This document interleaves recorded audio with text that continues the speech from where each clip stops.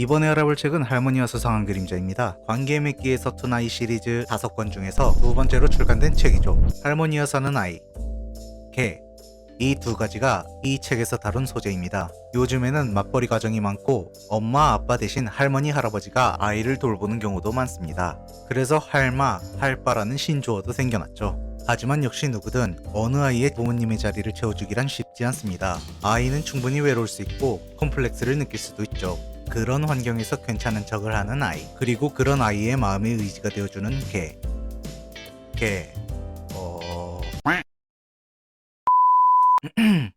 동물과의 교감으로 내면의 공백을 채우는 사람들은 많으니까요.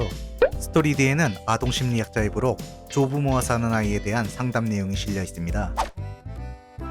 이 책의 주인공 기훈이는 할머니와 단둘이 사는 아이입니다.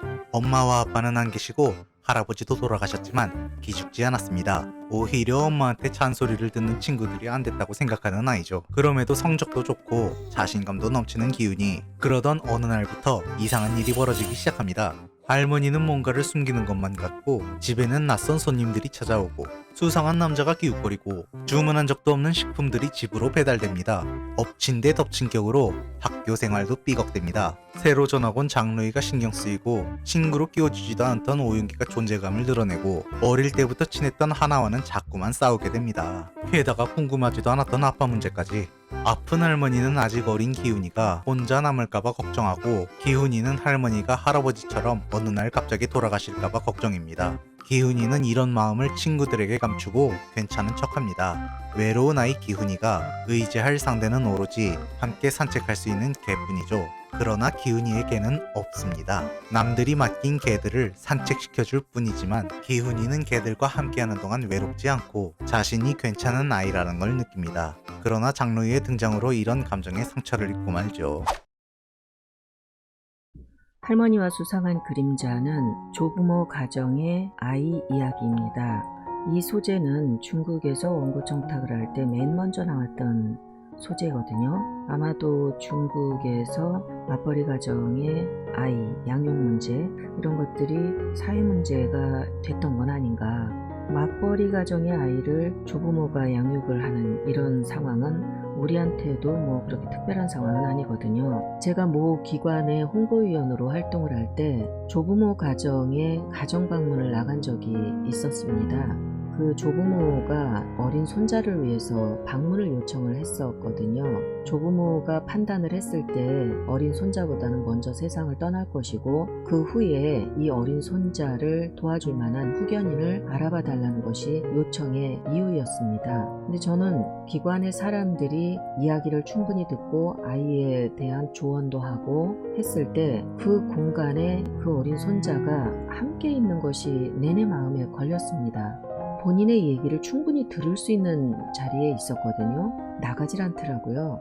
이야기를 다 듣는 자리에서 밝은 표정이었고 예의가 바르고, 그런데 제가 볼 때 그 표정은 나 괜찮아 하는 것 같은 그런 표정이었기 때문에 표정 뒤에 외로움이 있었던 게 아닐까, 걱정이 있었던 게 아닐까. 저는 이 작품의 포인트를 4가지를 생각을 하고 구성을 했습니다. 그 첫 번째가 아이는 아이다울 때 가장 사랑스럽다는 거예요. 어떻게 보면 가정 방문을 나갔을 때 봤던 그 아이의 표정이 이런 주제를 떠올리게 했는지도 모르겠습니다. 우리는 또래보다 조금 철이 든 것 같은 의젓한 행동을 하는 아이에게 아이고 다 컸네, 어른스럽잖아, 철들었다, 이런 얘기를 흔히 하죠. 우리는 그걸 칭찬의 의미로 얘기를 해주는데 사실 이게 어떤 아이에게는 프레임으로 남아버리게 됩니다. 그 기준에 맞추려고 노력을 할 수도 있게 돼요. 그래서 이런 말은 사실은 칭찬이 아니라는 것, 어떤 아이에게는 일종의 프레임을 만들어주고 만다는 것, 그런 것도 한번 우리가 생각을 해봐야 된다, 그런 의도를 담고 있습니다. 두 번째 포인트로 생각을 했던 것은 혼자 남았을 때 다가오는 친구가 진짜 친구다. 기훈이의 어렸을 때부터의 단짝 하나가 진짜 친구로 등장을 하게 됩니다. 이 둘은 자주 싸워요. 자주 틀어집니다. 그렇지만 기훈이가 정말 힘들고 마음이 조각조각 부서지는 것 같은 그런 때조차 하나는 학원에도 가지 않고 기훈이의 곁에 남아 있어 줍니다. 사람이 정말 힘들 때, 외로울 때 친구가 얼마나 큰 도움이 되는가에 대한 얘기를 하고 넘어가고 싶었습니다. 세 번째의 이야기 포인트는 개입니다. 한 아이가 성장하는 데 동물과의 유대관계는 매우 긍정적으로 작용한다는 것이 통계에 나와 있습니다. 특히나 외로운 아이에게 함께 있어 줄 수 있는 반려동물의 의미라는 것은 친구 이상이 될 수가 있습니다. 마지막 이야기 포인트는 아이의 성장에는 온 마을이 필요하다는 겁니다. 이거는 작품 어디에도 나오는 표현은 아니에요. 그렇지만 제가 바라는 바이기도 합니다. 아이의 성장에 정말 여러 사람의 관심이 있으면 좋겠다는 바람인 거죠. 이 작품 안에는 기훈이의 외로움을 짐작하는 어른이 단 하나도 나오지 않습니다. 아이가 성장하는 데는 당연히 부모님이 필요하고요. 옆집 아줌마도 필요해요. 가게 주인도 필요하고 마을의 노인도 관여할 수 있습니다.